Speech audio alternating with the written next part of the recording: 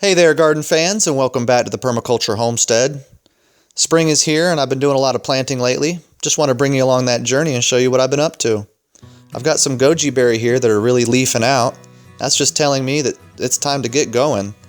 So I've got this Zone 1 nightshade garden here that's really close to my back door, and I'm going to be planting some tomatoes out here today. It's a pretty easy job because I grew them in peat pods. So it's just a matter of cleaning the mulch layer and dropping the peat pods right in the soil. Because this is a nightshade guild, I'm also going to be planting things like peppers, basil, and other plants that grow well with nightshades. I'm even going to be putting carrot around the base of my tomatoes. Carrots and tomatoes grow really well with each other, so I'm going to get to experience that one today.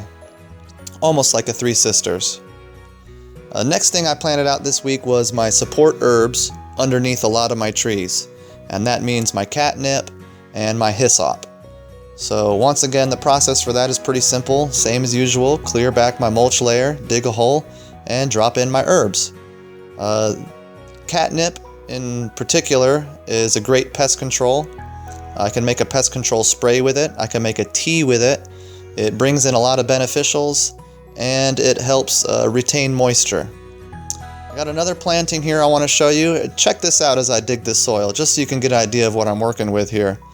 So as I start digging soil, you'll see that about the first foot of soil is really rich and black, and as I get down to about that second foot, soil starts to get a little bit lighter. That's what I'm dealing with here on my property, really sandy soil, so I have to take extra caution when I plant out trees like this. Usually I'll dig a hole about 2 or 3 feet deep.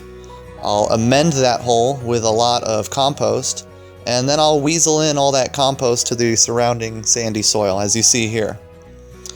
This particular hole, I'm putting in some grapes to add to my muscadines. I'm actually doing a seedless grape. So I'll use my muscadines for juices and wines, and these are more for eating. The goal here is to get this thing trellised up on my chicken shed, so that we can get some shade provided to them during the hot of the summer. I'm just going to tickle out the roots here on this guy and fill her back in. I'll reapply my mulch later and water, as always. The last planting I did this week was on the back side of my swale here. I've already got a couple trees planted, and the first tree of this season is going to be a persimmon, a Fuyu persimmon to be exact. I've got another Fuyu bare root in the mail on the way, so now I'll have 2 of them that they can cross-pollinate. I've already had a hole dug and amended from a long time ago. I've been planting this for a while. Because this was not a bare root tree, I am going to try to tickle the root zone a little bit. I'll water it up real good. I really just don't want any of the roots curling back under themselves. I want this guy to have a good head jump start in life. So once I've done that, tease the roots, I'm just going to dig it back in. And as always, I don't like my trees to be alone, so I got a cover crop here of buckwheat, clover, and marigold that I'm going to be adding to the base of this persimmon tree.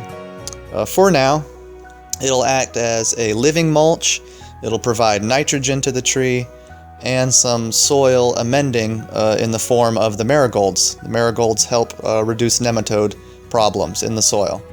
So this will have to do until I can get some comfrey later on in the year. Obviously, I'm going to water that all in like normal. And with that being said, I wanted to answer a question that somebody had for me about my swales.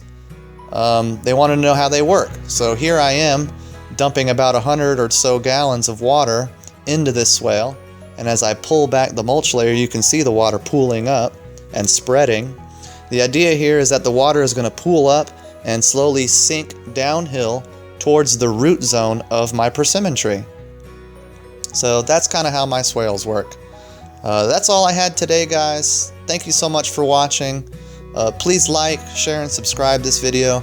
And also, you can now find me on Facebook and Twitter. Go ahead, go to my main YouTube homepage and click on the Facebook or Twitter icons. That'll take you to my site. Thanks so much, guys, as always, for your support. Once again, please like, share, and subscribe this video for more. Thanks so much, and God bless.